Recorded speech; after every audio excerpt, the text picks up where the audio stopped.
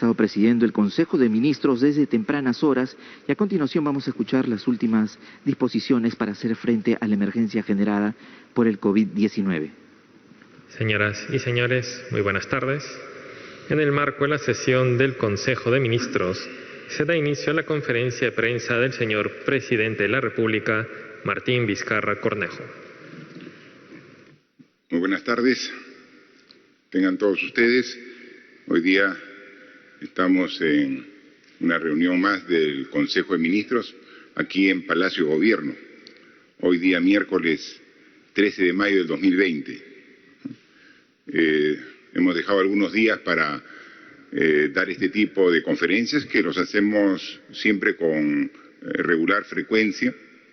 La última vez fue el día previo al Día de la Madre, fue el día sábado 9, donde también en medio de un Consejo de Ministros donde estábamos trabajando intensamente en la aprobación de decretos legislativos, dada que la oportunidad estaba por vencer el plazo, esta facultad que nos dio el Congreso de la República para poder emitir decretos ley a cargo del Ejecutivo, ¿no? Y entonces, como se vencía el día lunes, tuvimos una larga jornada el día sábado, desde temprano en la mañana hasta pasadas horas en la tarde, aprobando estos decretos legislativos que son los aportes que cada sector hace llegar al Consejo y después de una revisión rigurosa es aprobado.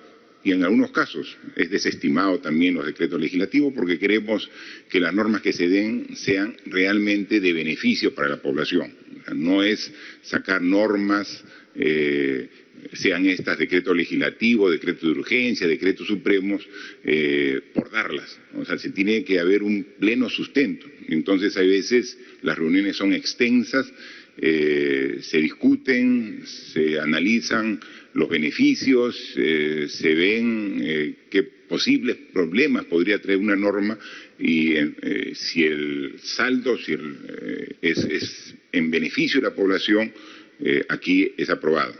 Y ahí tuvimos esta conferencia donde nos dirigimos a la población. Han pasado del sábado al miércoles varios días y ayer seguramente por los días que habíamos dejado de presentarnos ante la población a través de esta conferencia que normalmente la damos alrededor de las 12 del día, 1 de la tarde, parece que el efecto del distanciamiento ya generó alguna información falsa, hasta ya nos habían enfermado, ¿no? Que estábamos internados en una clínica, ¿no?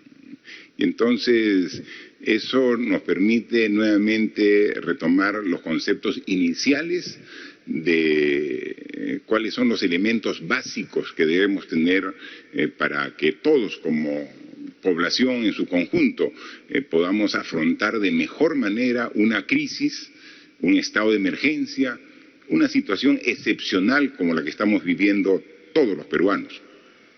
Cuando estamos en una situación límite como la que estamos y donde nos convoca al esfuerzo consensuado, concertado de todos los peruanos, debemos tratar de dejar de lado este tipo de información.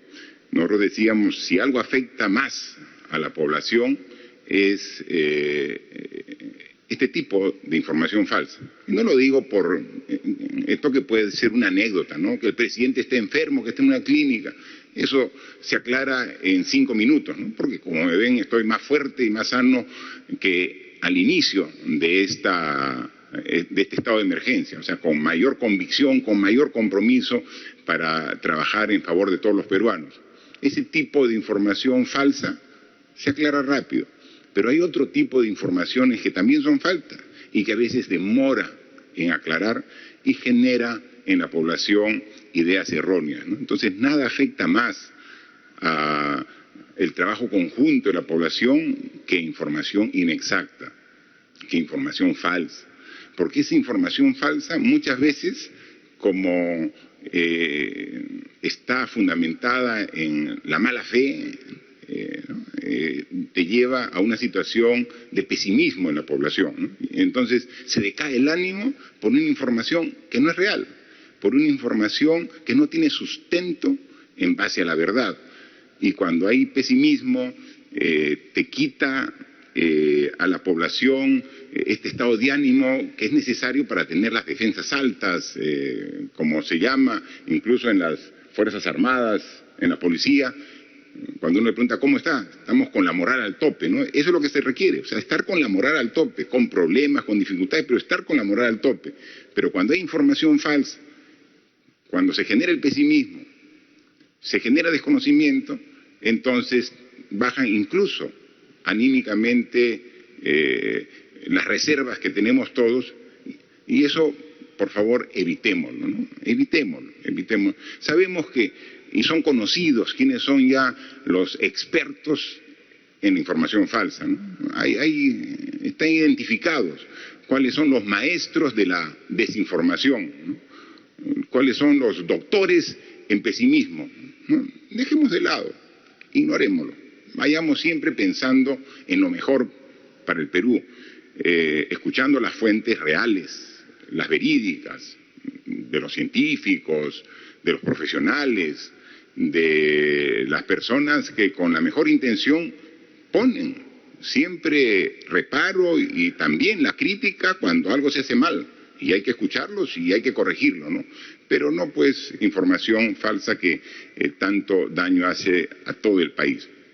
Por eso, en contraposición a esos valores o antivalores que hay que rechazar y descartar, son los que tenemos que usar, ¿no? Y los que requerimos es disciplina, ¿no? Hemos dicho de que países con sociedades más ordenadas y disciplinadas encaran mejor este tipo de situaciones críticas, ¿no? Entonces nosotros también, y creo que en estos 2 meses estamos siendo más disciplinados, ¿no? Al comienzo se tomaba la situación un poco a broma, un poco a exageración, pero creo que fruto de la experiencia vivida por todos y cada uno de los ciudadanos, vamos aprendiendo y vamos realmente valorando que el respeto al bien común, a las normas que deben regir a todos, que es la disciplina, nos da los mejores resultados.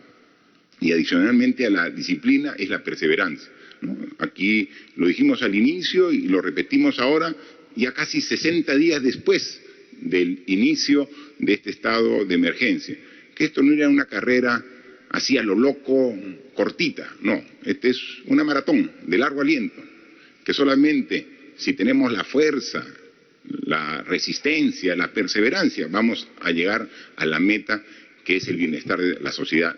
Y eso es lo que estamos haciendo, y eso es lo que está haciendo la población, ¿no? Y entonces en esta etapa última de este estado de emergencia, tenemos que ratificar todo lo bueno que hemos hecho, que es bastante, e ir corrigiendo lo que tenía defectos, que también lo reconocemos. Y entonces en esta etapa final que tenemos que todos colaborar, tenemos que incidir en los puntos más críticos, ¿no? Y lo dijimos cuando ampliamos el estado de emergencia. Hay 3 puntos críticos que debemos trabajarlos de mejor manera en nuestro barrio, en nuestra organización, en nuestro distrito, en nuestra región, en el país, ¿no? Dijimos, son los sitios donde se concentra y se aglomera la gente, ¿no?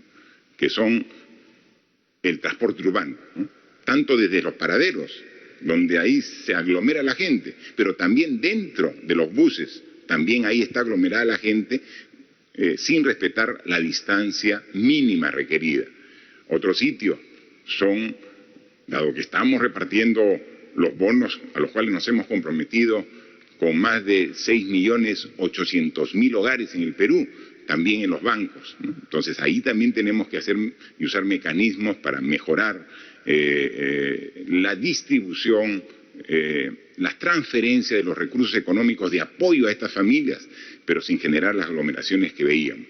Y el otro son los mercados, ¿no? Entonces, en la medida que ataquemos esos 3 puntos que son de alto contagio, vamos a lograr que esta etapa final logremos bajar la tasa de contagio a menos de 1, que ya lo explicamos, y que estamos ya dentro de ese margen de 1.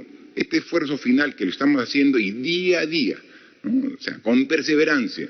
Ahí vemos a las Fuerzas Armadas ahí lideradas por el Ministro de Defensa, ¿no? Vemos a la Policía Nacional liderado por el Ministro del Interior, haciendo operativos en mercados, en el transporte urbano y ordenando el sistema financiero.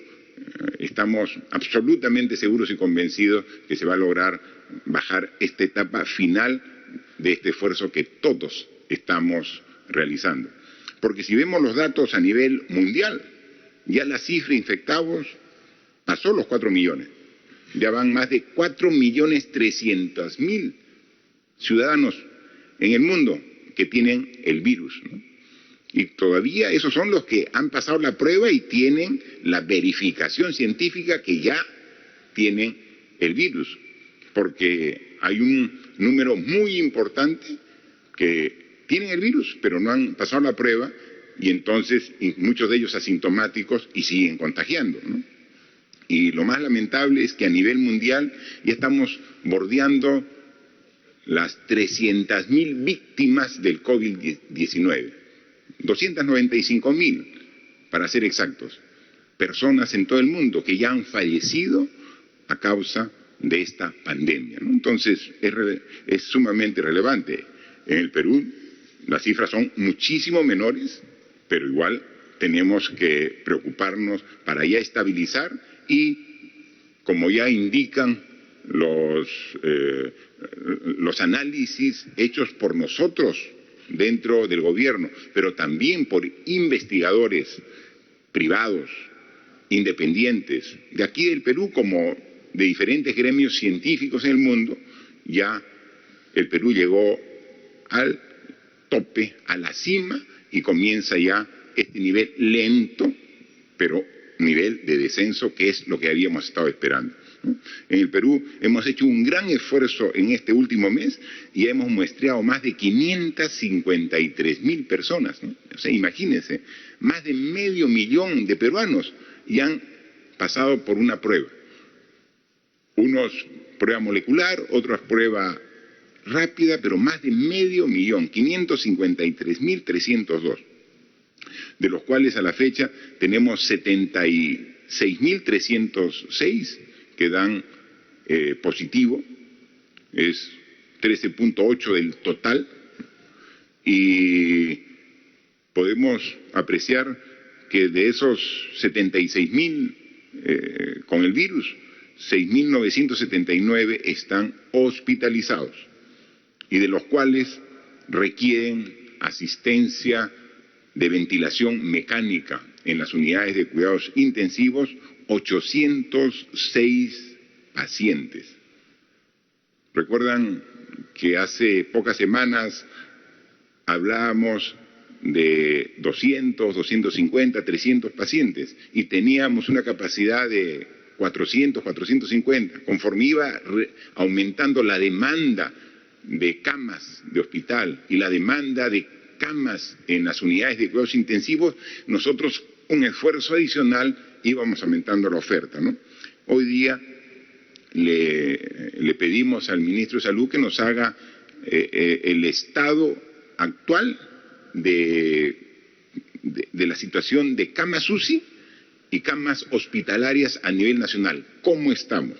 Y son dos gráficos bien importantes que nos permiten también anunciar a la población un esfuerzo adicional que estamos haciendo y que está recogido en un decreto de urgencia que hoy hemos aprobado aquí en Consejo de Ministros para dar un salto adicional de oferta, de respuesta hospitalaria para las personas que siguen siendo infectadas y que requieren hospital y que luego requieren también, en algunos casos extremos, las necesidades de atención de las unidades de cuidados intensivos. A ver, veamos este cuadro. A ver, son dos cuadros que pueden graficar y ahí pueden ver ustedes en las cámaras, en las pantallas de su televisor.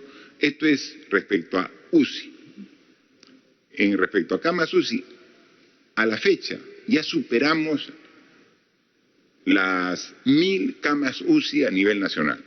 Eso fue una meta que nos pusimos, ¿no? Dijimos, vamos a superar las 1000 camas UCI, ¿no? Hoy nos reporta el ministro Víctor Zamora, ministro de Salud, de que tenemos 1002 camas UCI. Claro, como lo hemos anunciado, 806 ya están usadas, están con pacientes, y tenemos 196 todavía disponibles a nivel nacional. Ahí siempre tenemos que decir claramente, hay algunas regiones donde la disponibilidad es de una o ninguna, ¿no? El caso específico de Lambayeque, de Piura, prácticamente ya no tienen camas UCI. Entonces uno puede decir, pero si hay 196, sí, pero están distribuidas en otras regiones. Y ahí es donde estamos trabajando, no solamente con una visión nacional como país, sino una visión regional. Donde falta, estamos atendiendo y llevando mayor respuesta del Estado, ¿no? Y si vemos un siguiente cuadro, ahí vemos más o menos cuál ha sido la trayectoria en hospitalización general y en camas UCI en particular, ¿no? Cuando dimos el estado de emergencia a nivel nacional como consecuencia de la pandemia del COVID-19, pedimos a los diferentes entidades de la salud que nos digan cuántas camas teníamos disponibles. Eso es el 15 de marzo, a mediados del mes de marzo. Hace 2 meses teníamos 2000 camas de hospitalización, 2000 camas de hospitalización. Ahora, en todos estos 2 meses, con un esfuerzo del MINSA, de los gobiernos regionales, de las Fuerzas Armadas, de la policía, con un esfuerzo también de salud, que tienen todos sumando camas disponibles, tenemos a la fecha 9.905 camas para hospitalización para pacientes infectados con el COVID-19, ¿no? Eso es lo que tenemos. Hemos subido de 2.000 a 9.905. Sin embargo, tenemos una disponibilidad de 2.900 camas UCI de las 9.900 que tenemos. Entonces, podría el incremento de pacientes rápidamente llegar a las 9.905. ¿Qué cosa hemos aprobado hoy en Consejo de Ministros? Aumentar la oferta de 4.886 nuevas camas de hospitalización.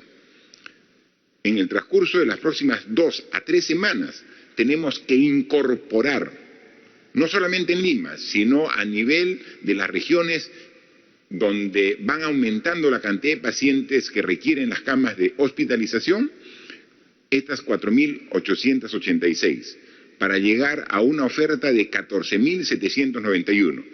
Es decir, nuestra meta ahora es bordear las 15.000 camas disponibles para pacientes COVID. Y eso lo estamos trabajando a través de una norma que hoy hemos aprobado. ¿Y cómo vamos a trabajar en las unidades de cuidados intensivos? Empezamos primero al inicio, el 6 de marzo, cuando se dio el primer caso, teníamos tan solo 100 camas UCI. Cuando ya dimos el estado de emergencia, buscamos en los diferentes hospitales y llegamos a tener una disponibilidad de 276 camas UCI. Hoy tenemos 1.002 camas UCI y queremos que en un plazo corto aumentemos en 232 camas UCI adicionales para llegar a 1.234 en las próximas semanas. Así que esa es la meta y ese es el objetivo. O sea, tenemos que aumentar la cantidad de camas hospitalarias y camas UCI para poder atender a la cada vez mayor cantidad de pacientes que requieren de atención en un hospital. Adicionalmente a ello, ya se ha dado la disposición por parte del Ministerio de Salud para que el primer nivel de atención de salud se abra a nivel nacional. Porque cuando se dio esta disposición de estado de emergencia, se mantuvieron abiertos los hospitales, pero los centros de salud que están en las diferentes ciudades y regiones del Perú se cerraron. Y el personal de salud con médicos, con enfermeras, con personal asistencial, se retiraban a sus domicilios. Entonces, cuando alguien sentía los síntomas y era verificado que era positivo de COVID-19, iba directamente al hospital. Cuando hemos visto que gran parte de los pacientes que van al hospital es suficiente con una atención en el primer nivel, en el centro de salud, con una atención que en un primer estadio de la enfermedad puede atenuar los síntomas y puede lograr que esta enfermedad no se agrave.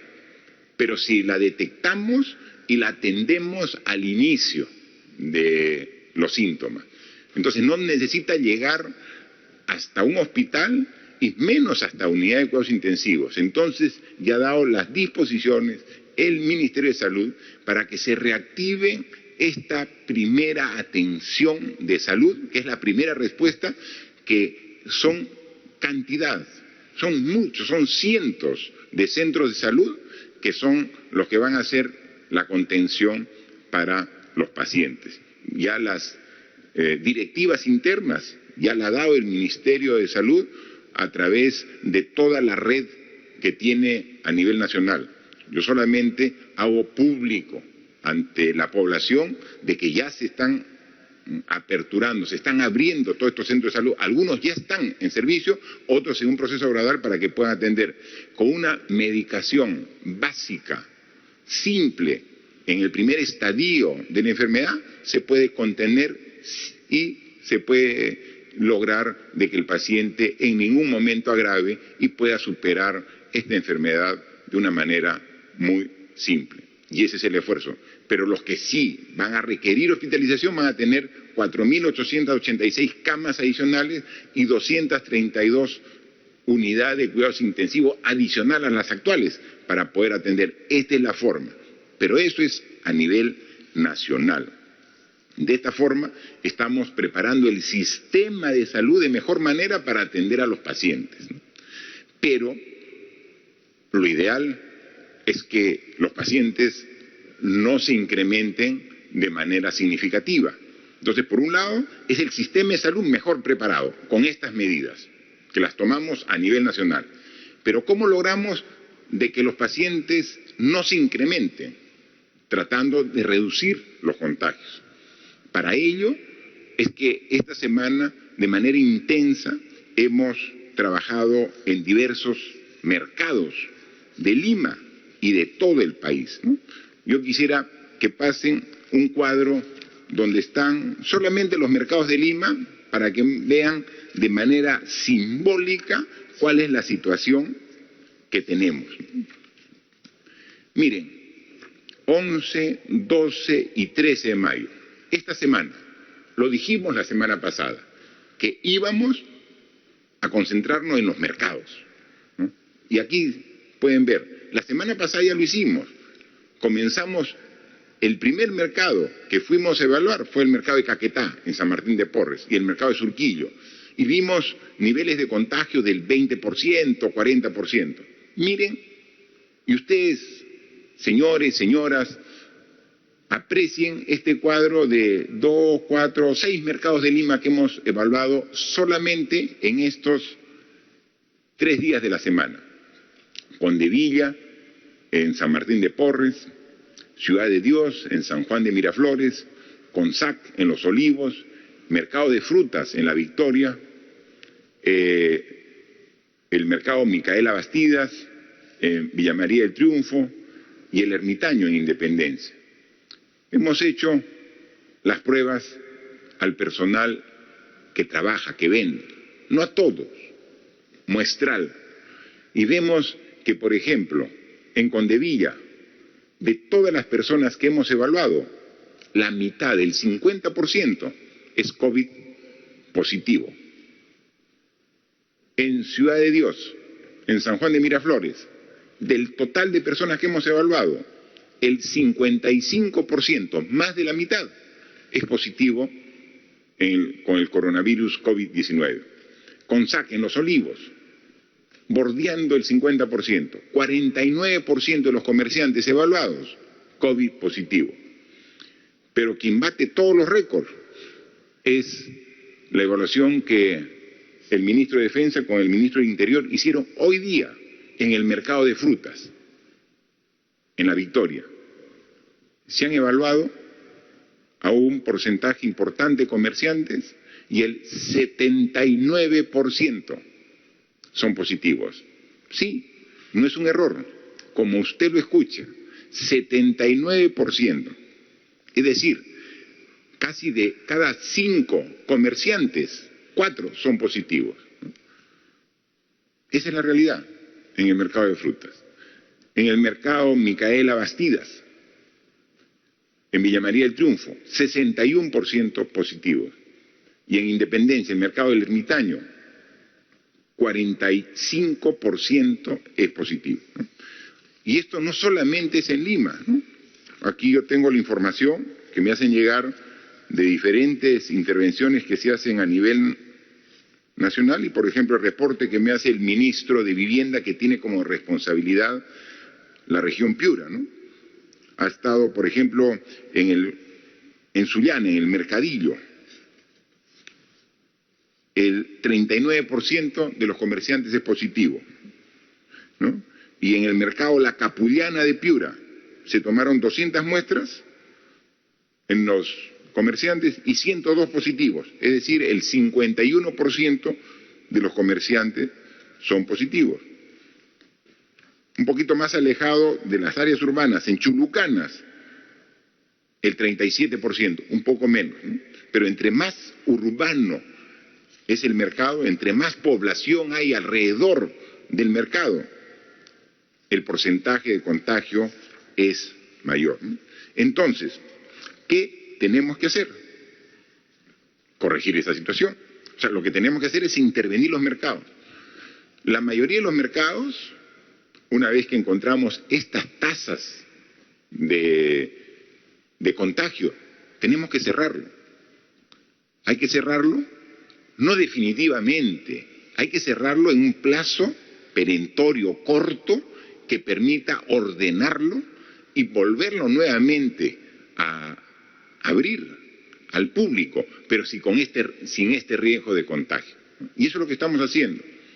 Ahora, en el caso específico del mercado de frutas, estamos buscando una medida intermedia, ¿no? O sea, cerrar o reemplazar a los vendedores. No podemos estar con el 80% de vendedores contagiados, pero también es un mercado sumamente importante porque es de ahí donde se distribuye la fruta para toda la ciudad. Y tenemos que ver alguna medida, y eso lo estamos trabajando, obviamente, con el Ministerio de Agricultura, para ver cuál es el mecanismo para evitar esa tasa de contagio, pero tampoco podemos nosotros dar que como consecuencia de una medida se genere un desabastecimiento de un producto tan importante como son las frutas para todos los hogares. Eso es lo que estamos trabajando.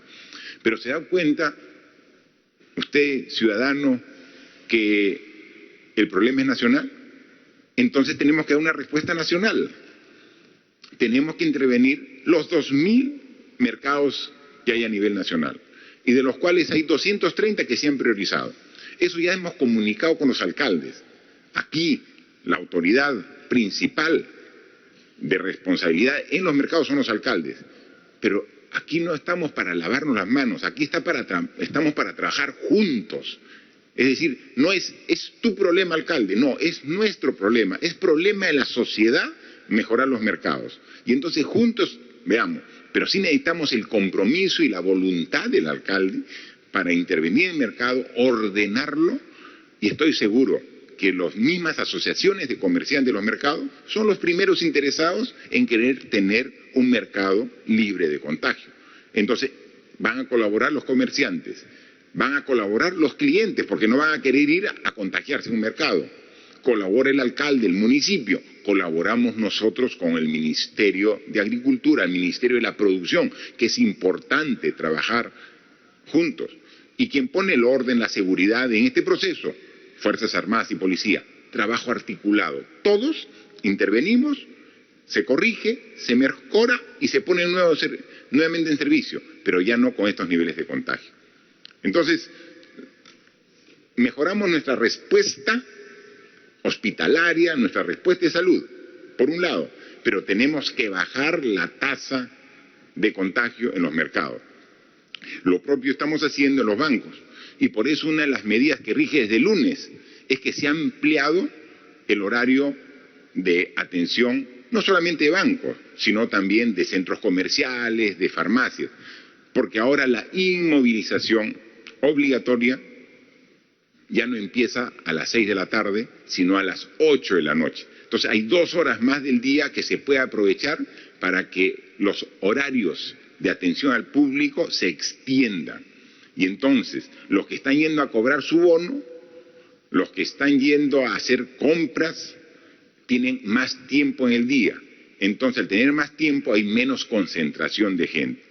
A pesar que también está usando tanto el Ministerio de Trabajo, que tiene un sector de la responsabilidad de los hogares, y el sector más fuerte, más grande, más numeroso de hogares que van a recibir bonos los tiene el Ministerio de Desarrollo e Inclusión Social, están usando diversos mecanismos para que también se hagan las transferencias digitales y no necesariamente tengan que ir a cobrar físicamente y pueden ir en cualquier momento a retirar dinero del cajero. Entonces estamos buscando todos esos mecanismos y estamos avanzando.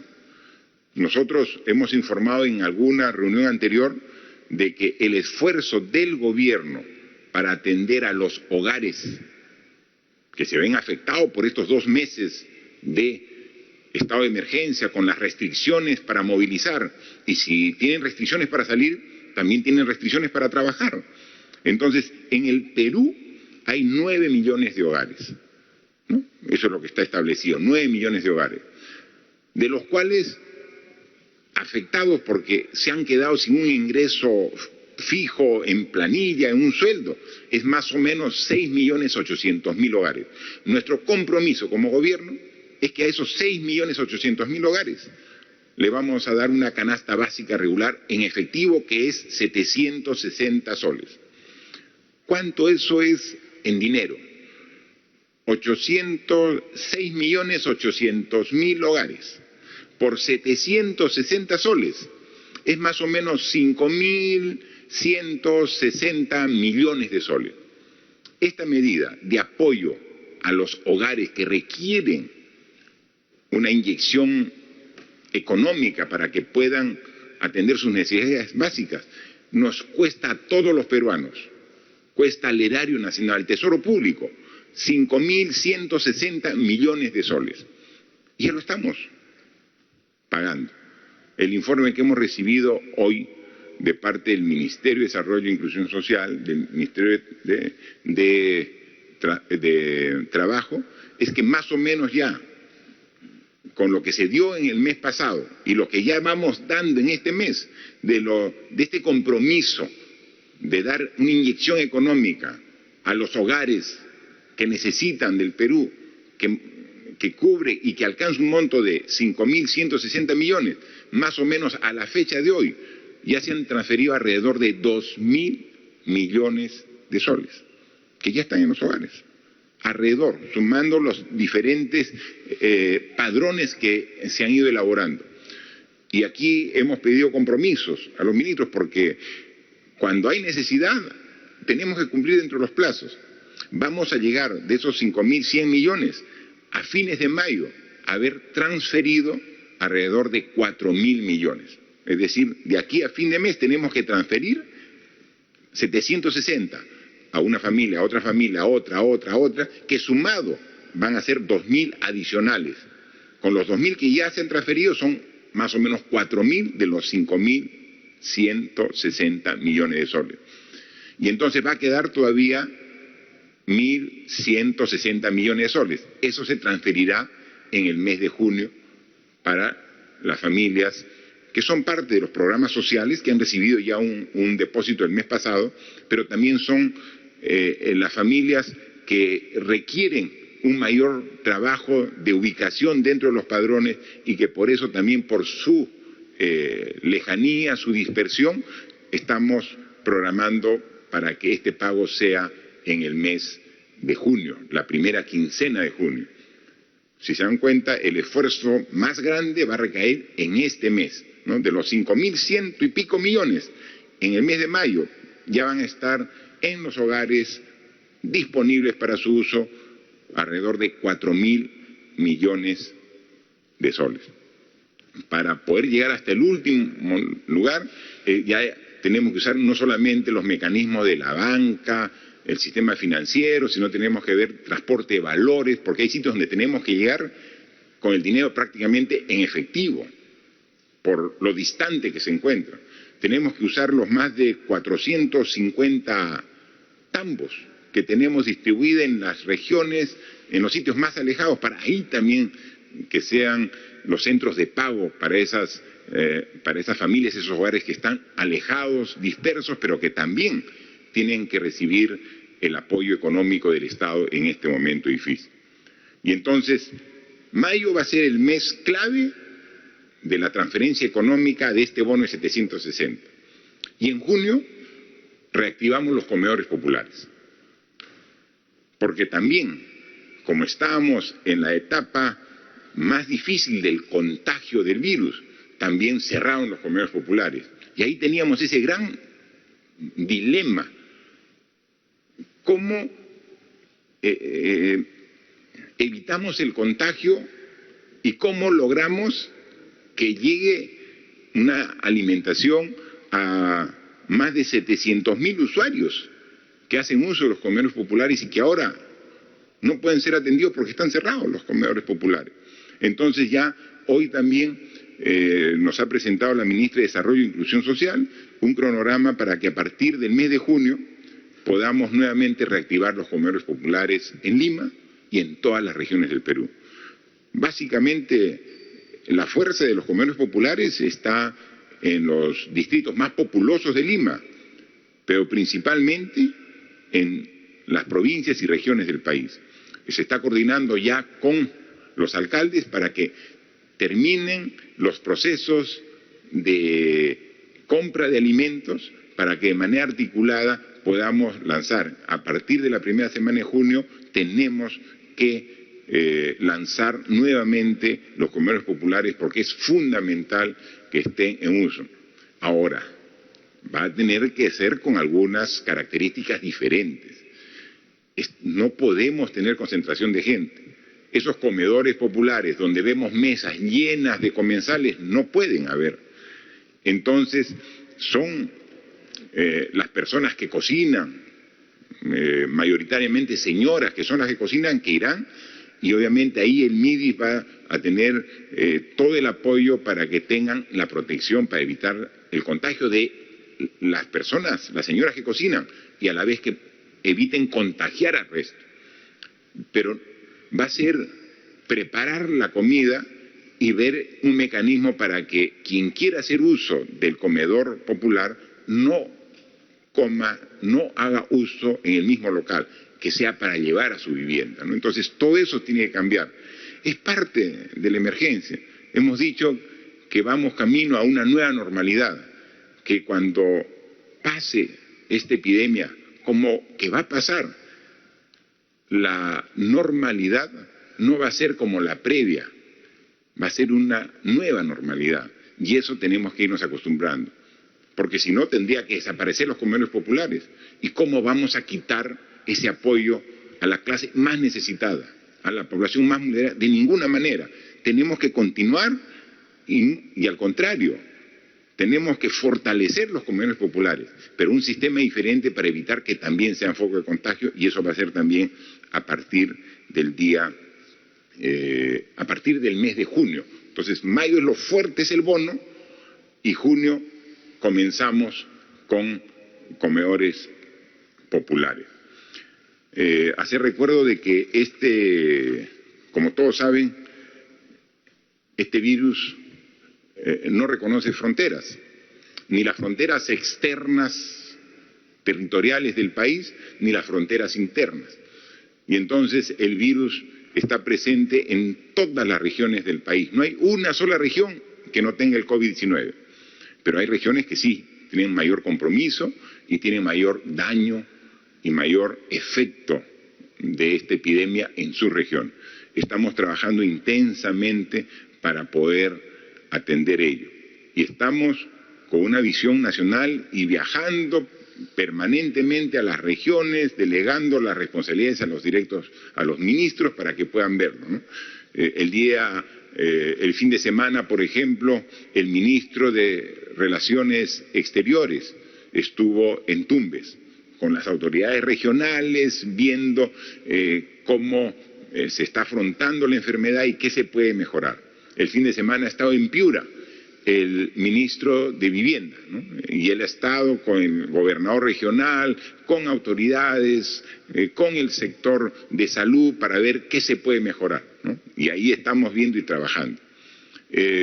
Ayer el primer ministro ha estado en Lambayeque, ha ido con la viceministra de Salud, ha estado directamente en Lambayeque, incluso poniendo en servicio 100 nuevas camas de hospitalización de e-salud para los pacientes del COVID. Hemos visto que Lambayeque es una de las regiones con mayor incidencia.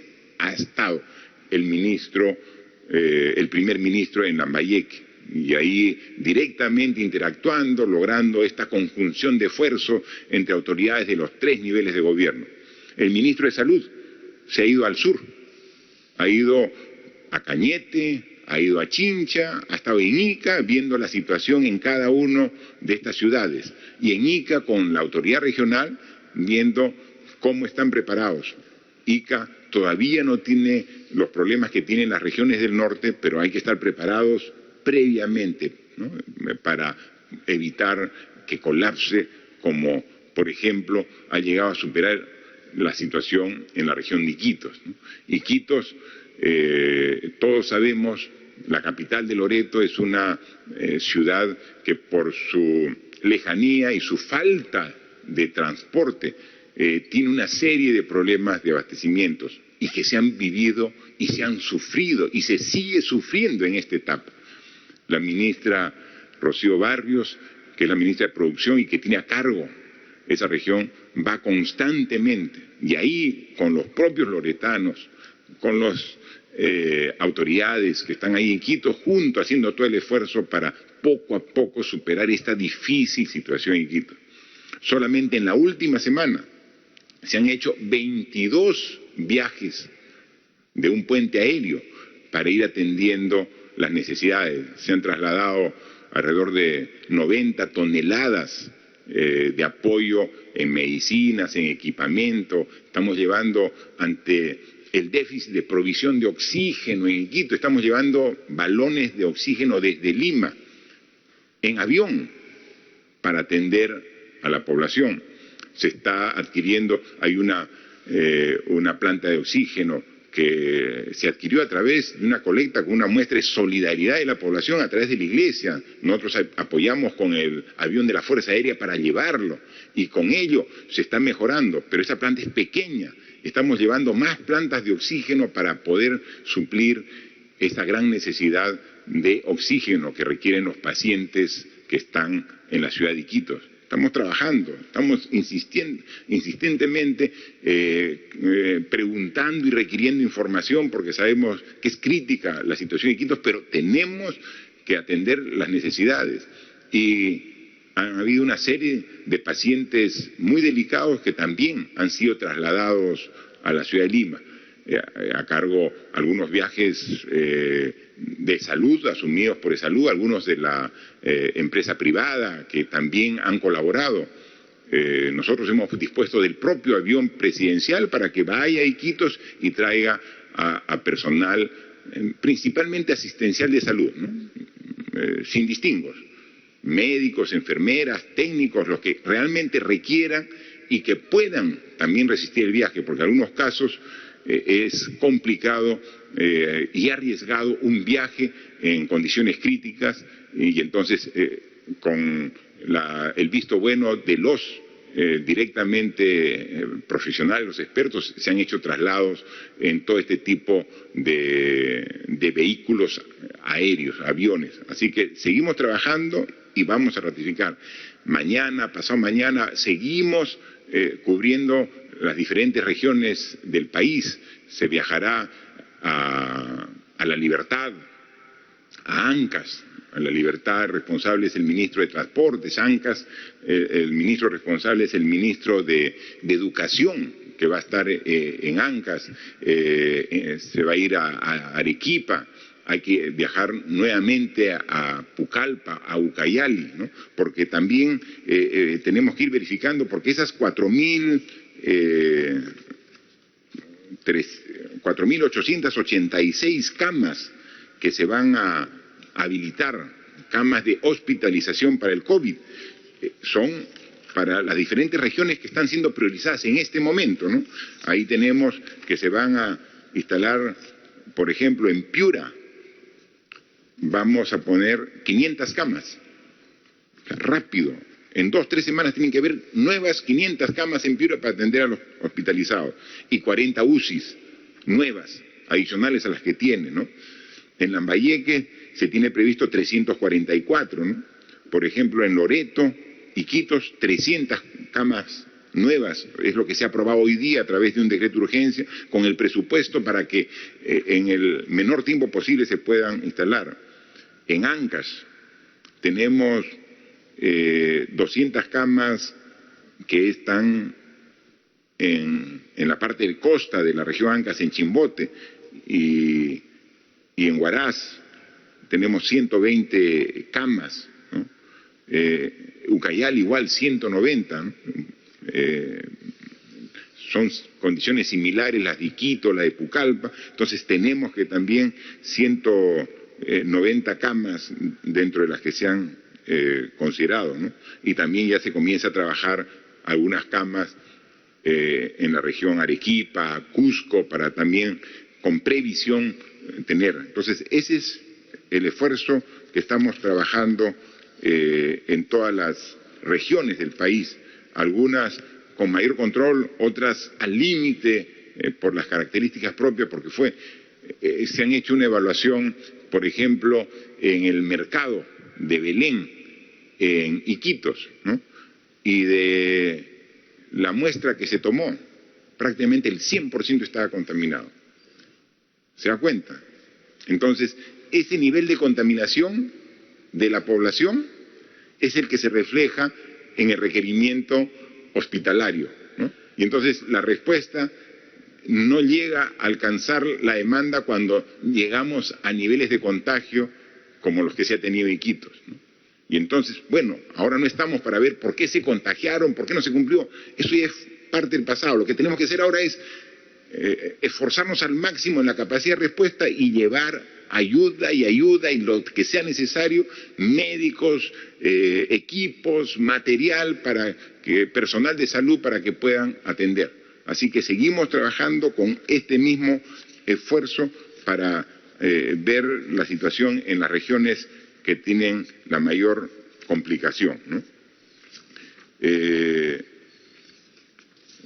Este esfuerzo para aumentar 4.886 camas hospitalarias, de las cuales 232 son camas UCI en las regiones que hemos anunciado, suma un monto aproximado de 392 millones de soles para poder invertir en todo ello, ¿no? Ese es el esfuerzo que estamos haciendo. Hay que seguir trabajando con el esfuerzo inicial sin decaer. Siempre habrá gente que querrá bajar el ánimo. Esto lo hemos dicho que podemos asimilarlo comparativamente como una guerra, ¿no? Donde el enemigo es el virus, ¿no? Ese es el enemigo, ¿no? Y hemos visto que como en toda guerra, aquí también ocurre lo que sabe ocurrir en guerras convencionales, que salen los famosos generales después de la batalla, ¿no? Es muy fácil, después de 2 meses de brega, de esfuerzo, de trabajo, de sacrificio, que salga alguien y que diga, yo hubiera hecho esto diferente. Qué cómodo, ¿no? Y en el momento que se tomaba la decisión, donde con firmeza, con valentía, tomábamos las mejores decisiones, ahí, qué bien, qué bien. Y después cuando, como siempre, ocurre algún inconveniente, yo hubiera hecho tal cosa, ¿no? Es normal, es natural. No solamente en el Perú, en el mundo existen los famosos generales después de la batalla o almirantes después de combate, ¿no? Que desde un escritorio o desde una oficina dice yo hubiera hecho tal cosa. Nosotros hemos hecho lo que correspondía hacer desde el primer día, sin perder tiempo. El 6 de marzo fue el primer caso, el 15 de marzo, declaración de estado de emergencia. Dijimos que no escatimamos esfuerzo, 12% del PBI destinado para atender esta pandemia que está afectando. Pero lo decimos y lo ratificamos, se han tomado las decisiones que correspondían y los resultados están a la vista. Y seguiremos trabajando hasta poder llegar al resultado final que todos queremos, de vencer esta enfermedad y recobrar nuevamente las actividades con los cambios propios que hemos dicho que se deben hacer, pero recobrar nuevamente las actividades que generen el empleo, el progreso y desarrollo. Estamos en ese camino, hoy más convencidos que nunca, dispuestos a entregar hasta el último esfuerzo que tengamos, convencidos que tenemos la fuerza, no solamente como personas, sino como país, para salir adelante de este gran problema. Y estamos aquí, a su disposición, como desde el primer día, y como vamos a estar hasta el último día, aquí, frente a usted, poniendo el pecho, dando la cara, para enfrentar juntos esta pandemia que no nos va a vencer. Muchas gracias. Muchas gracias, señor presidente. Vamos a iniciar la ronda de preguntas virtuales. La primera pregunta es de Willax TV. El sistema de salud está en crisis. Hospitales regionales piden implementos de protección desde lo más esencial, trajes, mascarillas y más personal. ¿Por qué no se está atendiendo este pedido? Hace algunos días solamente el Colegio Médico pidió la renuncia del ministro de Salud, Víctor Zamora. Asegura que nunca se escuchó las recomendaciones frente a la pandemia y que no ha sabido reaccionar ante la crisis. ¿Se ha evaluado dentro del gobierno si habrá un cambio en la cartera de salud? A ver, aquí lo que se necesita es unidad de los peruanos. Aquí se necesita es que todos aporten, todos colaboran y todos contribuyan. Y doy fe del gran esfuerzo que está poniendo en este momento tan difícil el ministro de Salud. Trabaja incansablemente para, junto con todo el gabinete y junto con todos los peruanos, poder enfrentar esta difícil y compleja enfermedad. Así que ratificamos la confianza en él para juntos salir adelante de este problema. Y convocamos a todos. Dificultades, obviamente hay, discrepancias y diferencias también, pero por favor, salgamos, superemos las discrepancias.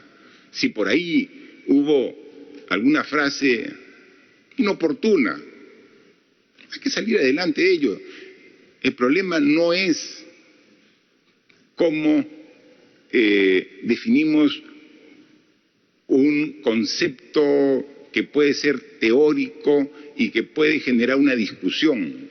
Si nos quedamos en ese tipo de discusiones, el virus sigue avanzando, el virus sigue contagiando, el virus es el enemigo. Juntémonos y luchemos contra el virus. Y si ha habido algún error, corrijámoslo. Si ha habido alguna diferencia o discrepancia, superémosla. El Perú nos necesita a todos unidos.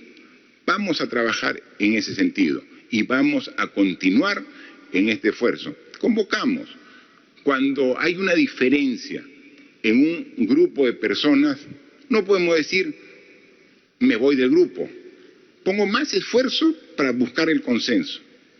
Y eso es lo que convocamos a todos.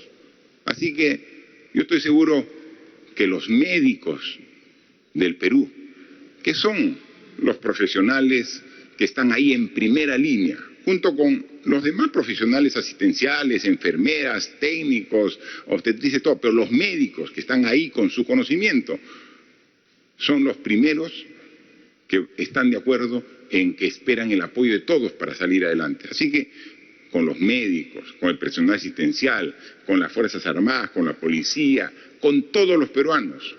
Vamos a terminar esta etapa final.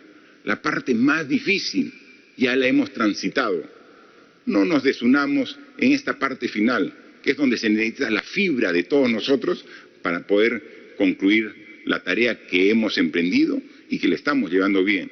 La posición del Perú, las medidas que ha tomado en su oportunidad y en la calidad de medidas es reconocida no solamente aquí al interior de nuestro país, son reconocidos internacionalmente. Así que sigamos juntos y las discrepancias se pueden superar, pero lo que tenemos que lograr es la unidad para vencer al virus, que lo estamos haciendo. La siguiente pregunta es de Radio 1 de Tacna. Señor presidente, usted dijo que si las autoridades no están a la altura de las circunstancias, iba a enviar a alguien que lidere la emergencia en las regiones. Acá en Tacna las actividades se desarrollan con normalidad. La frontera es una coladera. El nuevo hospital Hipólito Unanue debió entregarse en el 2019 y hace meses está abandonada su construcción. Los mercados son focos de infección, especialmente el Grau.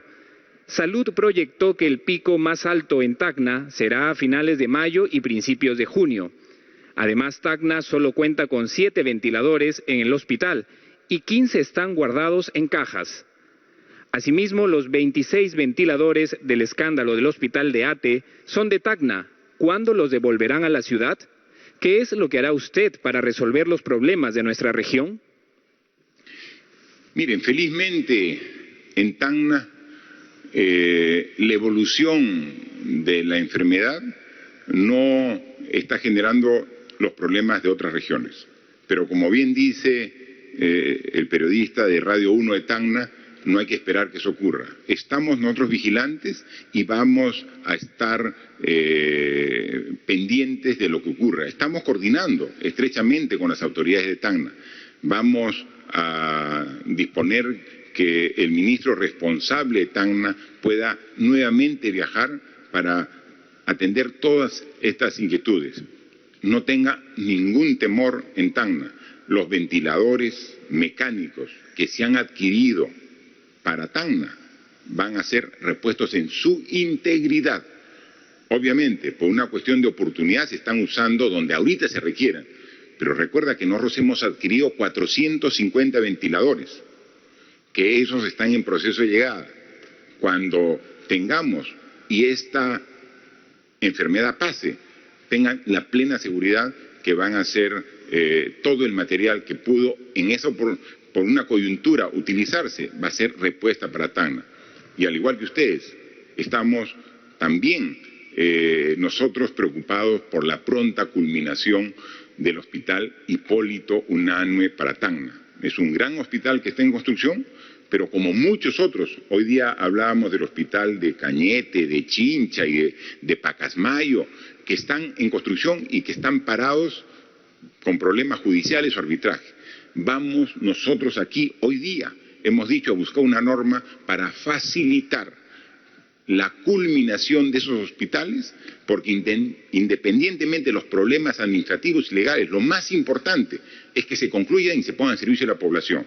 Así que no solamente ocurre en Tacna con el hospital Hipólito Unanue, ocurre en varias regiones con hospitales de características similares. Estamos aquí planteando una solución integral para poder concluirlos y ponerlos a servicio en el plazo más corto, y en el caso de Tacna tengan la seguridad que vamos a poner especial atención. La siguiente pregunta es de Latina.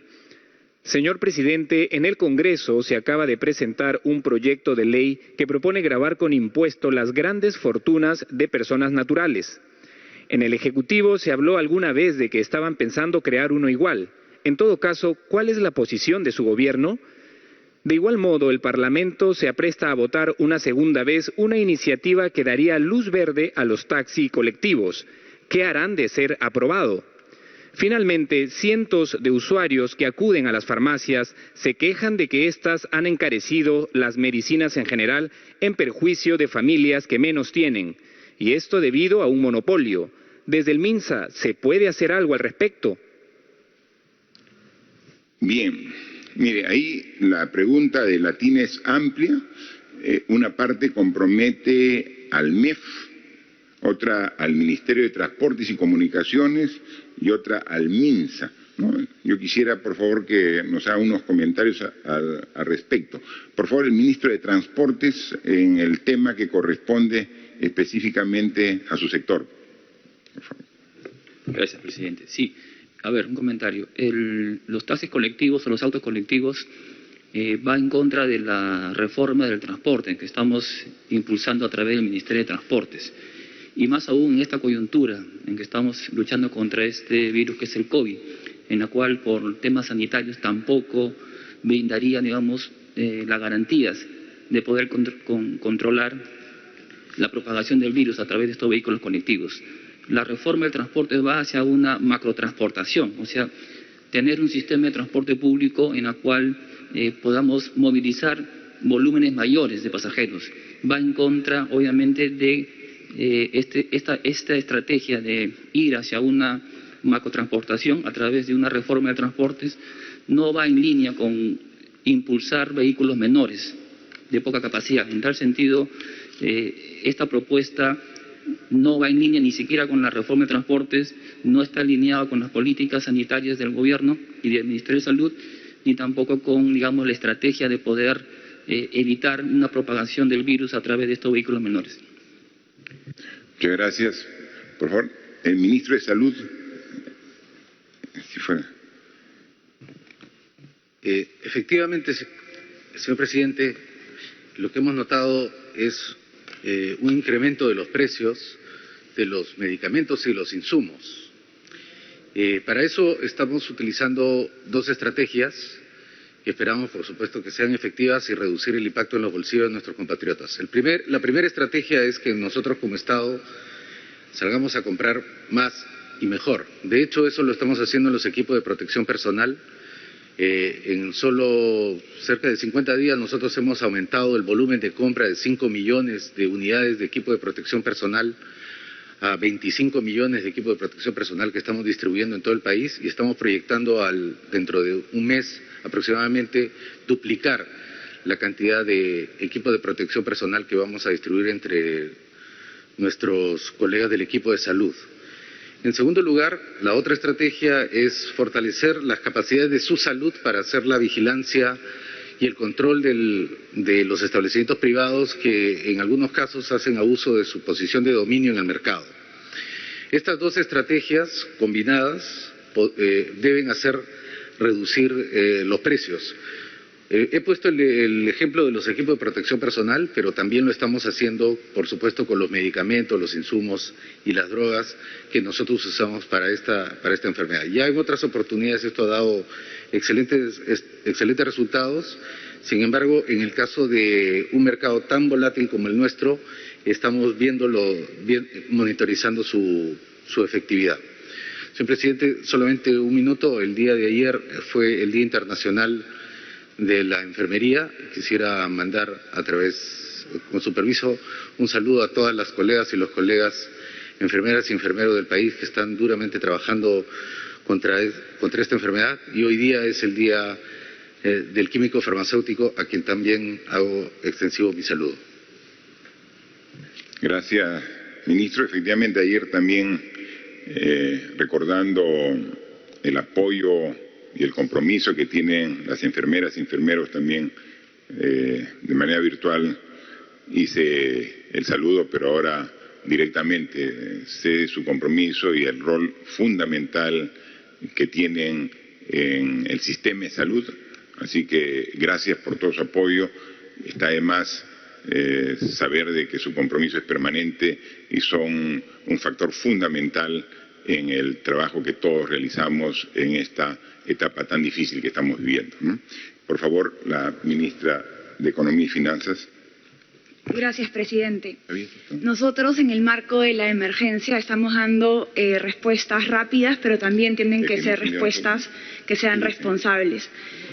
nuestra apuesta como Ejecutivo es dar algunas respuestas rápidas, pero también abordar los problemas estructurales, como fue nuestra posición en el caso de la reforma de pensiones, que lamentablemente me acabo de enterar que la Comisión de Economía ha archivado el proyecto de ley que enviamos. En el tema tributario es exactamente igual. Nosotros no podemos responder a coyunturas sin hacer un análisis estructural para ofrecer al país posiciones responsables que aborden los problemas de fondo. Por ejemplo, en el sistema tributario los altos niveles de incumplimiento, que en el impuesto a la renta es casi 48% y en el IGB es 32%. Entonces, nuestra posición, como ya lo hemos dicho, es que en el tema tributario siempre vamos a tener un trabajo técnico responsable y minucioso, y en su debido momento será presentado. Por ahora estamos muy focalizados en atender la emergencia y en paralelo estamos trabajando en una propuesta estructural. Muchísimas gracias. Por favor, Premier, a ver si... Sí, presidente, gracias. Quería complementar un comentario hecho por la ministra de Economía. Acabamos de informarnos de que en el Congreso de la República un proyecto que con mucho entusiasmo impulsamos desde el Poder Ejecutivo, que es la reforma integral del sistema de pensiones, acaba de disponerse de su archivo sin ninguna profundización de los contenidos y alcances en los cuales se sostenía esta iniciativa. Creo que los momentos actuales en los que estamos compartiendo como país reclama mucha madurez, mucha ponderación, y tenemos que tener la mejor disposición para responder como Estado. Usted bien lo ha enfatizado, señor presidente, no estamos en la circunstancia de acudir a confrontaciones. Los gestos políticos cuentan y suman mucho. Hay una ciudadanía que está expectante de cómo su clase dirigente, sus autoridades reaccionan. A efecto de ello, no nos quedamos meramente en esta norma. Ya hubo la intención, hace una semana atrás, de poner en la agenda el tema relacionado a los colectivos, como bien lo ha argumentado el señor ministro de Transportes. Y hay una serie de iniciativas que con legítimo derecho seguramente los proponen los señores congresistas, pero que están trastocando un principio elemental que es la división de poderes, las competencias. Y las competencias tributarias, económicas, son exclusivas y excluyentes del Poder Ejecutivo. Me permito hacer este comentario para reclamarle, como demócrata, al Congreso de la República que en la toma de decisiones lo haga pensando en el país y no en una circunstancia coyuntural. Sí, solamente no está más recordar que el actual Congreso tiene muy poco tiempo en funciones. Hace pocos meses, el 26 de enero, fue electo. Y fue electo con mucha emoción y expectativa de la población, que había manifestado su desazón y su rechazo al comportamiento del anterior Congreso. El actual Congreso está ocupando un espacio, es un poder del Estado y que debe honrar los compromisos que asumió ante el pueblo en el proceso electoral que finalmente los llevó a asumir el cargo. Todo el respeto para ellos como autoridades y como primer poder del Estado, pero le solicitamos democráticamente, le solicitamos al Pleno, al Congreso en su conjunto, a la institución, que ponderen sus acciones buscando lo mejor para el país. Ellos saben qué cosa es lo mejor para el país, qué acciones llevan a ese objetivo, ¿no? Hablamos, cuando se habló y se debatió sobre las AFPs y permitir que los que habían hecho sus aportes retiren, dijimos que está bien. Nosotros incluso también planteamos el retiro de parte de los aportes de las personas que más requerían para poder salvar esta situación de emergencia. Pero dijimos que eso no solucionaba el tema de fondo, que el tema de fondo era hacer una reforma integral. Y nos comprometimos con ustedes, con la población, con la ciudadanía, a hacer una reforma integral del sistema de aportes, el sistema de pensiones, ¿no? Porque finalmente todos vamos a llegar a viejos, todos, unos más rápido que otros. Y cuando lleguemos a esa edad, necesitamos un ingreso que nos permita atender nuestras necesidades, después de haber tantos años aportado. El sistema pensionario de nuestro país tiene una serie de errores y de incongruencias. Tal es así que ha sido necesario de que se cree un sistema de ayuda, un programa social, Pensión 65, para gente que está completamente desatendida. Tenemos una ONP que no tiene la pensión adecuada, tenemos una AFP que no se maneja adecuadamente. Y entonces, para darle un tratamiento integral, ¿cómo integramos Pensión 65 con NP, con AFPs? Pensando en la vejez de todos los que han dado su vida trabajando, aportando por el Perú. Planteamos, y sin ni más discusión, hoy día archivan el proyecto de reforma integral. Entonces, ¿estamos actuando a favor de todos los peruanos? ¿Queremos el bienestar? Por favor, solamente con la responsabilidad y con el respeto que merecen, actuemos en beneficio de la población. Hemos planteado un proyecto de ley para bajar el hacinamiento que hay en los penales, en las cárceles del Perú. Nosotros, con las medidas que podemos nosotros como Ejecutivo,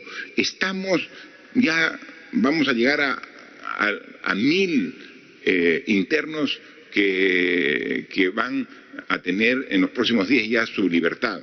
Los que se puede, los que están en nuestro alcance.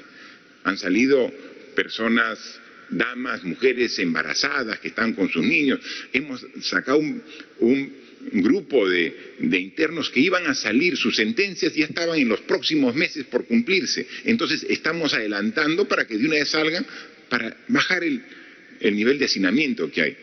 Pero tenemos más de 30.000 internos que están en calidad de procesados y que ahí debería haber una forma para que el Poder Judicial pueda rápidamente actuar y poder disminuir esta carga en los penales. Hemos trasladado un proyecto de ley en ese sentido. O sea, esos son los proyectos de ley que queremos que discutan, que son los de necesidad para la población, y no proyectos como el de los peajes, que solamente iban dirigidos a un sector de carga pesada, para un tiempo muy acotado, y generando algunos problemas de inconstitucionalidad que dijimos, ¿no? Entonces, aquí estamos todos para trabajar juntos. Y nuevamente extendemos nuestra voluntad, extendemos nuestros deseos de trabajar juntos con el Congreso. Pero yo creo que esa decisión de archivar el proyecto de ley que nosotros hemos trasladado al Congreso para hacer un proyecto de reforma integral del sistema de pensiones que se archive, no es pensar en el bien de todos los peruanos. La siguiente pregunta es de RN Radio y Televisión Yurimaguas, Loreto. En Loreto, la región más grande del país, la pandemia del COVID-19 nos trae la alarmante cifra de 850 fallecidos, estadística que comprende a las provincias de Requena, Ucayali, Contamana, Ramón Castilla, la Triple Frontera, Loreto Nauta y Alto Amazonas. Entre los fallecidos se cuentan a 12 médicos, 7 en ventilación mecánica y 193 médicos contagiados. La extensión geográfica de la región hace imposible que solo el sector salud asuma el control de esta pandemia. Se necesita que la zona del río Tigre, el río Corrientes y el Bajo Amazonas, la contención lo asuma también la Marina de Guerra.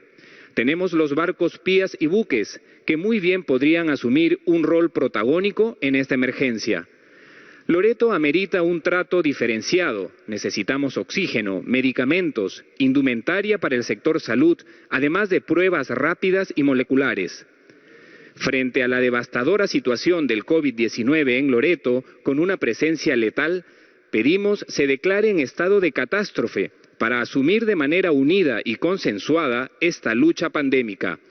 A través suyo, señor presidente, pedimos a la ministra Barrios programe la devolución de 3 ventiladores mecánicos del Hospital Santa Gema Yurimaguas, cedidos en calidad de préstamo.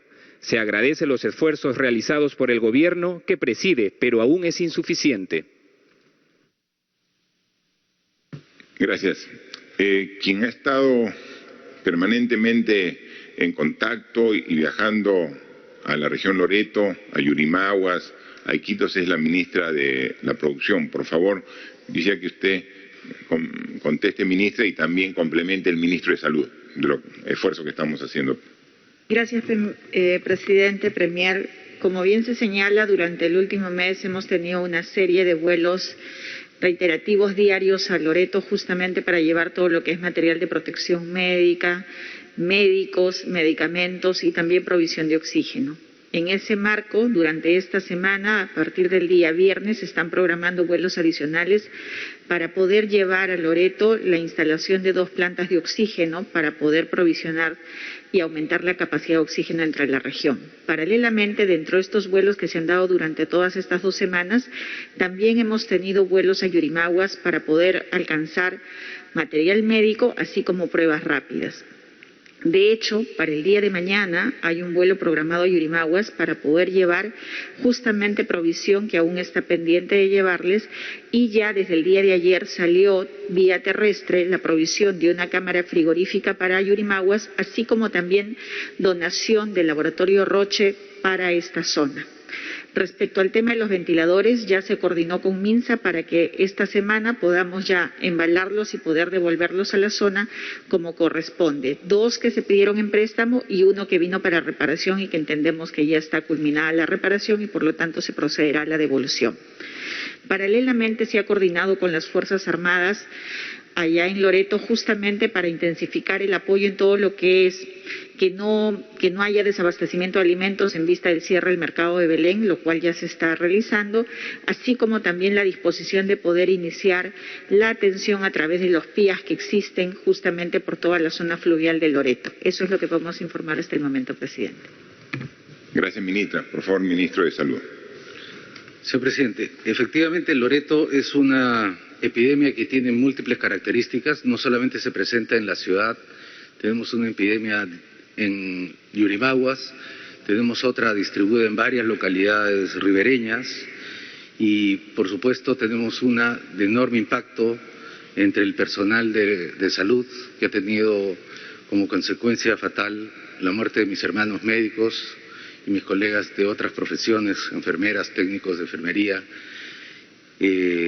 los cuales profundamente siento.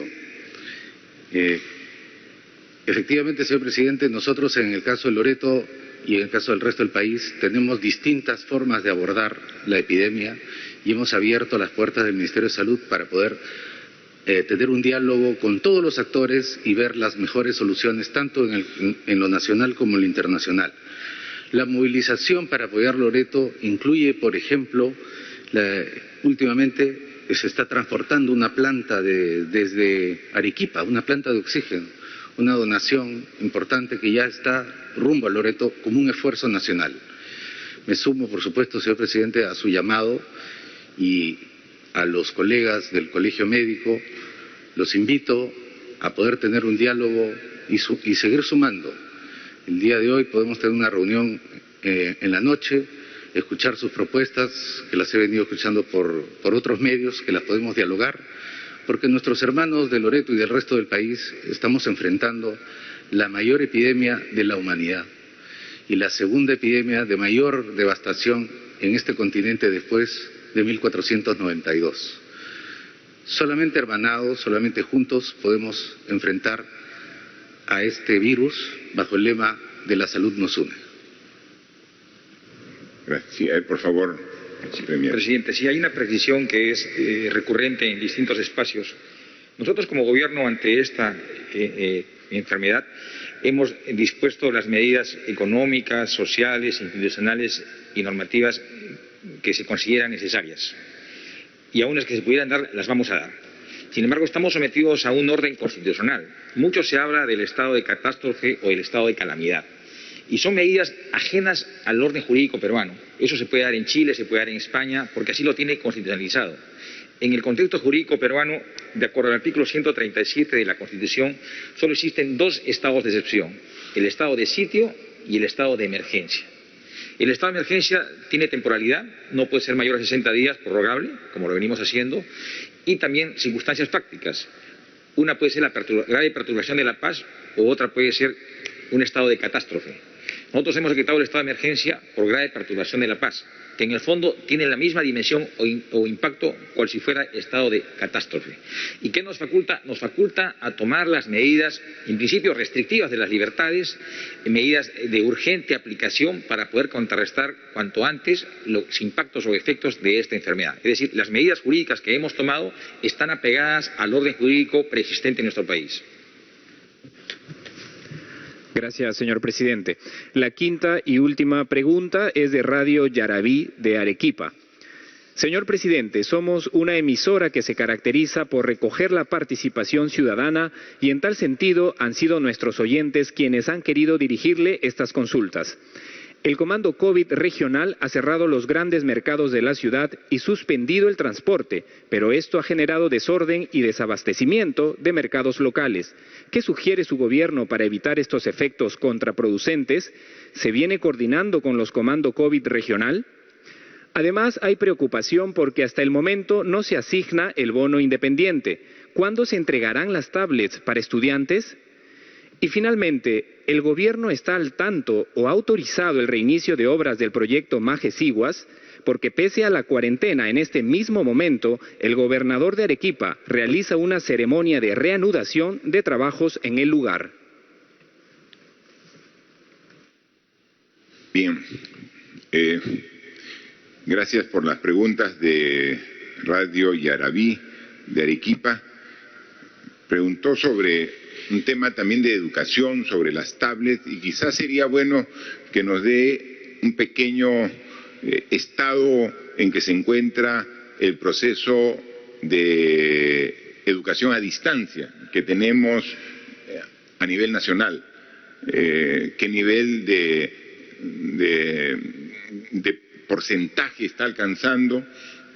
También creo, ministro de Educación, que es necesario que informe a la población, no a nosotros porque tenemos la información permanente, sino a la población esta posibilidad de matrículas nuevas de alumnos en la educación pública, cómo se va dando y cómo lo vamos a acoger.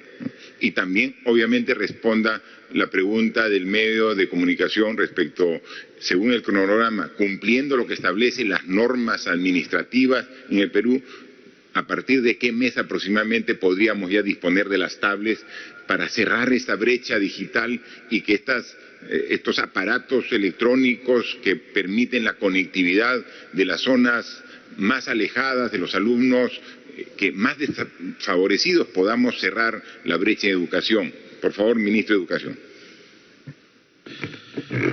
Muchas gracias, presidente, y gracias por las preguntas que se han planteado. En relación al proyecto de educación a distancia, nosotros como Ministerio de Educación estamos satisfechos del nivel de avance que hemos tenido en la cobertura de lo que ha sido la estrategia Aprende en Casa en cualquiera de sus tres modalidades, ¿no? Tenemos encuestas nuestras, encuestas del Instituto Nacional de Estadística, que señalan que más del 90% de los estudiantes han tenido contacto con esta estrategia. Igualmente también es también bueno resaltar que entre un 60% de los papás y las mamás están satisfechos, hay un 40% de ellos que no lo están porque están esperando aún ver cómo se asienta esta estrategia y estamos nosotros trabajando fuertemente para poder convencerlos que es una manera a través de la cual también se puede dar una educación de calidad. Nosotros revisamos permanentemente los contenidos de lo que se transmite a través de la estrategia Aprende en Casa. Como los hemos dicho permanentemente, presidente, es una oportunidad también para que nosotros toquemos con toda la rigurosidad y con toda la las capacidades que tenemos como Ministerio de Educación, temas que no han sido abordados como debieron ser abordados históricamente. Uno de ellos tiene que ver con la educación ciudadana. Lo vamos a seguir haciendo porque nos parece que es una buena estrategia para poder integrar mucho más este país y poder revertir las situaciones como la discriminación que más bien nos han desunido. Entonces vamos a seguir mucho en esa línea, trabajando cada vez más con los mejores recursos audiovisuales que podamos contar.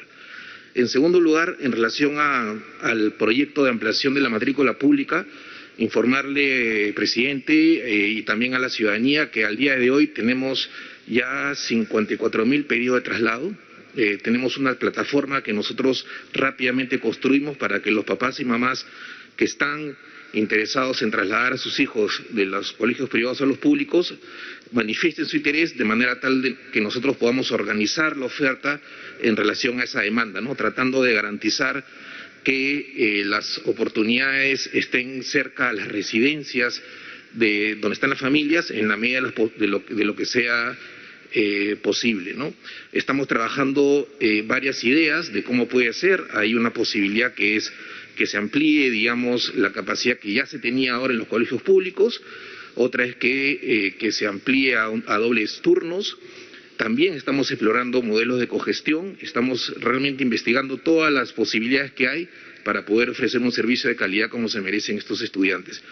Nuestra apuesta en relación a la educación privada sigue siendo que papás, mamás e instituciones educativas privadas lleguen a acuerdos, que se restablezca el clima de confianza y que en los casos en los cuales, más allá, digamos, de la transparencia, de que efectivamente ha habido reducciones de pensiones, hay papás y mamás que no pueden pagar porque la situación económica efectivamente es dura para ellos, nosotros estamos poniendo esta alternativa de traslados a los colegios públicos.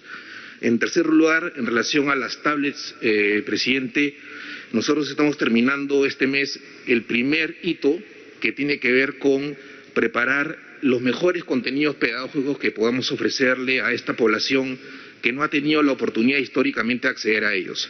Esa es una tarea muy importante. No queremos simplemente distribuir las tablets sin que tengan un buen contenido pedagógico, porque de ese contenido pedagógico depende mucho el cierre de la brecha digital y la igualdad de oportunidades en materia de educación.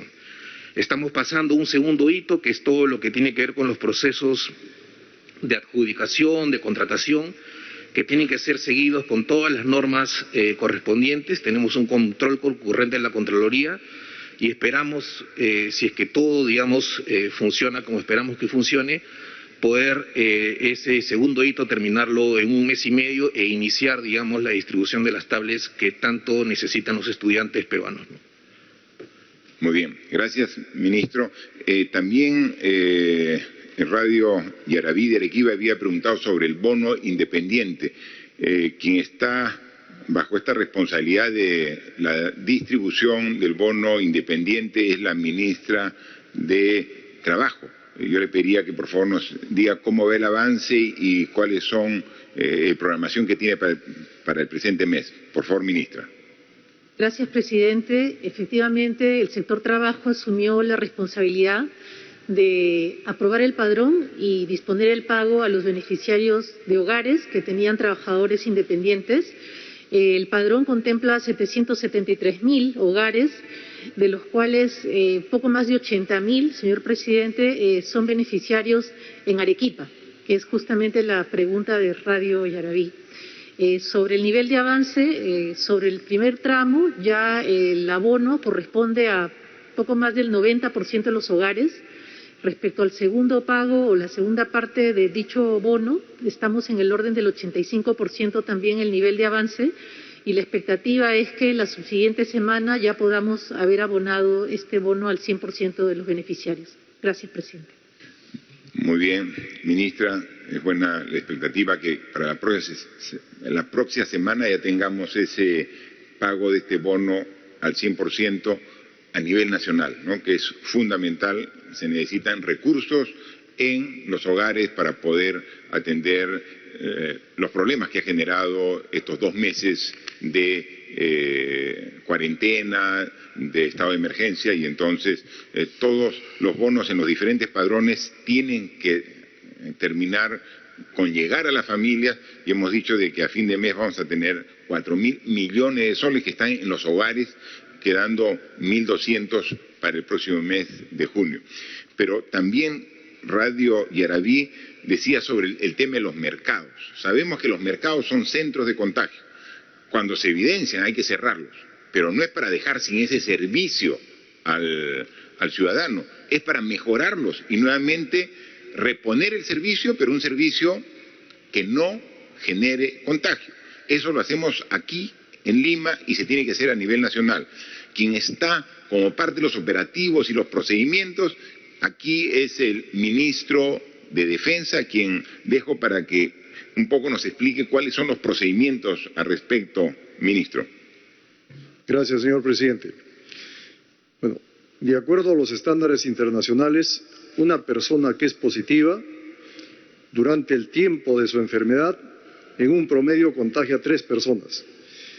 Pero en la situación de los mercados, las personas que expenden alimentos tienen contacto durante el día con muchísimas personas. Entonces su promedio de contagiar a 3 personas no es ese número, contagia a muchísimas personas. Estamos hablando de 30 a 40 personas diarias. Por eso que los mercados se convierten en los puntos altamente infecciosos. En base a este estudio que se realizó, se tomó la determinación de conformar una plataforma multisectorial de trabajo para intervenir en los mercados. Esta plataforma está conformada por el Ministerio de Agricultura, el Ministerio de Producción, el Ministerio de Salud y el Ministerio de Defensa y el Ministerio del Interior. Una vez que se interviene en los mercados, el Ministerio de Salud toma pruebas para ver el nivel de infección que tiene el mercado.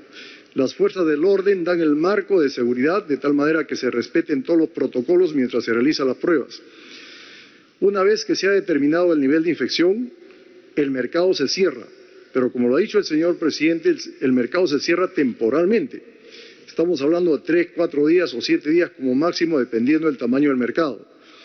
En estos días que el mercado es cerrado, Agricultura pone un mercado itinerante para reemplazar al abastecimiento de este mercado y los ciudadanos que iban a este mercado no tengan ningún problema de abastecimiento.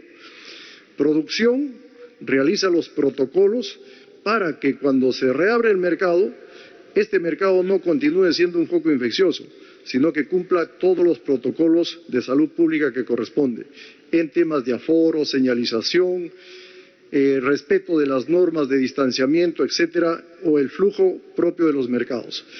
Entonces, este cierre del mercado es un cierre temporal y lo vamos a coordinar el día de hoy. Justamente tenemos una reunión en la tarde con todos los integrantes de esta plataforma y como se está haciendo a nivel nacional, tienen sus representantes en cada una de las regiones.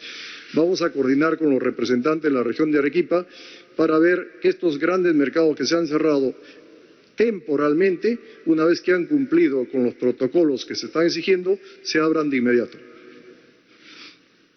Muchas gracias, ministros, por las respuestas. Aquí el compromiso es de todos, el esfuerzo es compartido. Hemos hecho un recuento general de los esfuerzos que trabajamos en todos los campos. Hemos visto que la respuesta hospitalaria es fundamental y vamos a aumentar cerca de 5.000 camas en las próximas semanas, distribuidas en las regiones del país que más lo requieren. Y si en este proceso vemos que alguna región que no fue considerada también requiere, esto dinámicamente tomamos la decisión, porque esto es muy ejecutivo y esto se actúa en función de la evaluación permanente que hacemos. Tenemos una respuesta que ha incrementado 5, 8 veces de lo que teníamos inicialmente. Ha sido un gran esfuerzo del país, un gran esfuerzo de todos los servidores de salud, que han logrado que los recursos que se tenía, poderlos ampliar para atender a las personas que lo requieren. No es suficiente, tenemos que aumentar 5.000 camas más, lo vamos a hacer y para eso nos hemos, a partir de ahora, puesto una meta bastante exigente para que a partir de una semana se comienzan a entregar estas 5.000 camas. En una semana, en 2 semanas, en 3 semanas están las 5.000 camas dispuestas para las personas que las necesitan. Pero eso es la atención de la persona que se infectó. pero queremos evitar que se infecte si hay tal intervención de mercados intensamente y que vemos que está haciéndose por las preguntas de los medios de comunicación, verificamos que también se está haciendo a nivel nacional. Este es un esfuerzo común, todos. Entonces, bajamos el contagio y mejoramos la atención de los contagiados. Esa es la forma de tener una mejor respuesta. Pero finalmente, a pesar que hay mucha ciencia, mucho profesional, mucho científico analizando a nivel mundial la mejor manera de enfrentar esta enfermedad, llegamos nuevamente a las 3 recomendaciones básicas que hemos hecho desde el inicio, ¿no? Y que tenemos que ratificarlas. A veces la memoria es frágil, a veces nos confiamos, y son 3 las recomendaciones básicas. Este virus se contagia muy fácilmente, y lo contagia las personas. Uno es el que lleva el virus de un lugar a otro, y entonces lo contagias con la saliva o con tus fluidos nasales, con el moco. La saliva es lo que contagia, y eso es lo que transmites. Entonces, para evitar el contagio, distanciamiento social. Primer requisito o primera indicación, distanciamiento, mínimo 1 metro. Algunos dicen, oye, yo a la segura me distancio 2 metros, 1,5 metros. Está bien, si tú quieres tener tu holgura adicional, hazlo. Mínimo 1 metro de distancia. En el micro, en el banco, en la farmacia, en el supermercado, 1 metro de distancia. Eso, primera indicación. Segunda indicación, mascarilla. Entonces uno agarra, voy a salir de mi casa, me pongo la mascarilla. Voy a salir de mi casa, entonces, si yo estoy infectado, evito que mis fluidos lleguen a la otra persona. Si el otro está infectado, evito respirarlos o poder yo contaminarme. O sea, mascarilla fundamental. Mascarilla. Salgo de la casa, voy al banco, mascarilla. Estoy en el ómnibus, mascarilla. Estoy caminando rumbo a la farmacia, mascarilla. En todo momento, mascarilla. Hemos comprado 10 millones de mascarillas fabricadas aquí de tela, lavable, para poder ver. O sea, no es necesario una mascarilla. El personal de salud necesita mascarillas especiales, que con esfuerzo se le da, pero a la población son mascarillas que se pueden incluso uno mismo confeccionar, que es una barrera física. No transmito ni permito que me transmita. Entonces, 1, distanciamiento social. 2, mascarilla. Ya tengo una barrera, ya estoy protegido. Y 3, como yo agarro el celular, agarro el pasamanos, el manubrio, agarro la baranda, ahí puede estar el virus. Lavado de manos. Agua y jabón. La espuma del jabón lo desecha, lo desaparece el virus. Por eso necesitamos que haga espuma. Por eso no es una lavada de 5 o 10 segundos, mínimo 20 segundos. Agua y jabón, bastante agua, jabón. Es espuma, lo desaparece el virus. Son esas 3 indicaciones. Con esas 3 indicaciones, distancia, mascarilla, agua y jabón, o si tienen a la mano, alcohol, ¿no? Alcohol. Y ahí vemos, entonces si agarra algo, ya lo combatía el virus. Entonces, eso es lo que tenemos que hacer. Tenemos que hacer camas de hospitales, los mercados, los bancos, todo. Pero tú, ¿cómo nos ayudas? Distanciamiento social, mascarilla, agua y jabón. Y con eso estamos sumando todo ese esfuerzo. Entonces, podemos hacer cualquier plan, podemos definir cualquier estrategia. Si no contamos con tu apoyo, siempre va a ser insuficiente. Entonces, este es un trabajo en equipo. Y lo podemos lograr unidos. Unidad. En la física, en el universo, en la sociedad, siempre va a haber fuerzas que tienden a unir. Pero lamentablemente también hay fuerzas que tienden a dividir. Si las fuerzas de la unión son las que priman, salimos victoriosos. Si las fuerzas que dividen, que separan, son las que priman, no vamos a tener el resultado que esperamos. Estoy seguro que en el Perú priman las fuerzas de la unidad, que pueden haber problemas, discrepancias, críticas, bienvenidas sea, pero que no dividan. Puede haber la crítica, puede haber incluso la opinión discrepante, pero en unidad, a todos, a los gremios que directamente están en primera línea, al cuerpo médico, también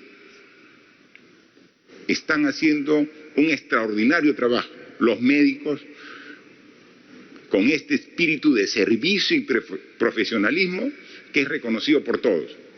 Así que sigamos trabajando en esa línea, unidos, juntos, somos un solo país, somos una sola sociedad, queremos un solo destino, queremos vencer este virus y lo estamos haciendo. Así que sigamos trabajando así, la unidad va a ser el factor clave para poder vencer y triunfar. Muchas gracias. El llamado a la unidad entonces que ha hecho el presidente de la República, no solo al gremio médico, sino también al Congreso de la República, tomar las decisiones que necesitan en este momento todos los peruanos. Adelante con la programación habitual de TV Perú.